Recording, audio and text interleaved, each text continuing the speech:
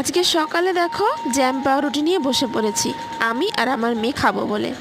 তো মেয়ে আজকে সস দিয়ে খাবে। কেউ বলো তো সস দিয়ে জ্যাম পাউরুটি খায়? ও নাকি জ্যাম পাউরুটি খাবে সস দিয়ে। যাই হোক, তারপরে তো আমি চলে এসেছি রান্নাঘরে।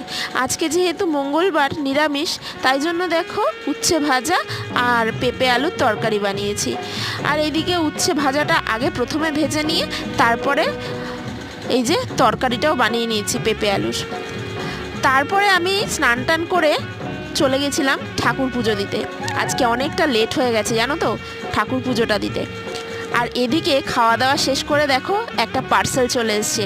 পুজো তো সামনে চলেই এসছে, তাই জন্য একটা কুর্তি অর্ডার দিয়েছিলাম। তো সেইটাই ট্রাই করি চলো। আমার তো খুব ভালো লেগেছে কুর্তিটা, আর কালারটাও খুব সুন্দর। তো তোমাদের কেমন লাগলো কুর্তিটা অবশ্যই কিন্তু কমেন্টে জানাবে। আর আমাকে পরেও কেমন লাগছে সেটাও কিন্তু বলো। তো চলো টাটা।